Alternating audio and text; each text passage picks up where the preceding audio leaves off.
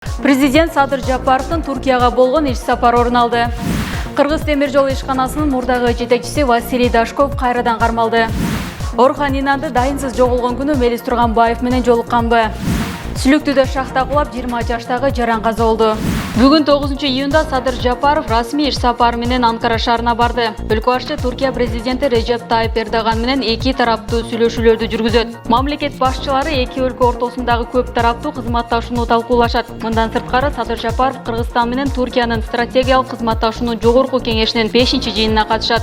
Расмий иш сапардын алкагында президент Туркиянын улуу улуттук жыйынынын төрагасы Мустафа Шентоп менен жолугушуусу күтүлүүдө. Садыр Жапаровду жубайы Айгүл Жапарова, президенттик аппарат өкүлдөрү жана министрлер коштоп кетти.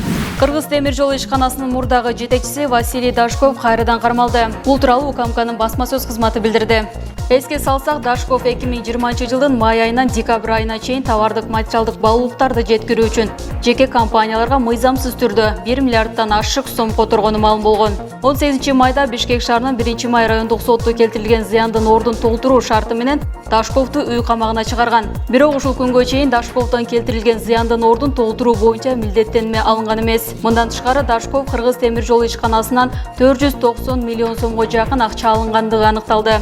Ошентип келтирилген зыяндын жалпы суммасы болжол менен 1,5 миллиардты түзүүдө. Натыйжада Дашков 8 июнда УКМК тарабынан Кыргыз Республикасынын жаздык процесстик кодексинин 98-беренесине ылайык кармалып, убактылуу кармоочу жайга киргизилди.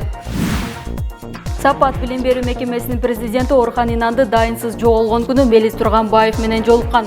Бул тууралуу бүгүн 9 июнда жактоочу Таалайгүл Токтакунова журналисттерге билдирди. Анын айтымында сүйлөшүү 1 сааттан ашык убакытка созулган. Орхан Инанды менен Мелис Турганбаев 31 майда кечки саат 8:30 кофейняда жолугушкан. Көп убакыт өтпөй бул билдирүү боюнча Мелис Турганбаев үн катты.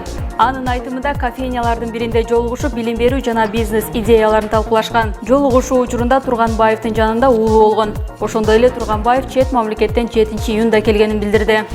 Баткен облусунун Сүлүктөр шаарында шахтадагы кырсыктан 20 жаштагы жаран каза болду. Бул тууралуу Өзгөчө кырдаалдар министрлигинин басма сөз кызматы билдирди. Маалыматка ылайык 8 июнда саат 18:00 чамасында Ак Сүлүктүү жоопкерчилиги чектелген коомунда шахта кулап түшкөн. Кырсыктын кесепетинен 2001-жылы туулган жигит ошол жерде каза болуп, 1985-жылы туулган эркек киши жаракат алган. Анын абалы орто оор деп бааланууда.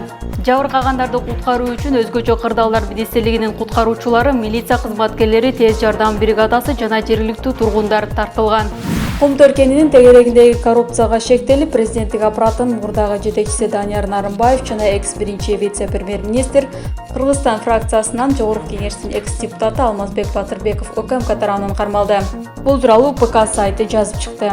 Кум Төр ишинин алкагында Жогорку кеңештин депутаттары Асылбек Жээнбеков, Төрөбай Зулпукаров жана экс-депутаттар Талантбек Узакбаев, Исхак Пирматов 31 майда камакка алынышкан.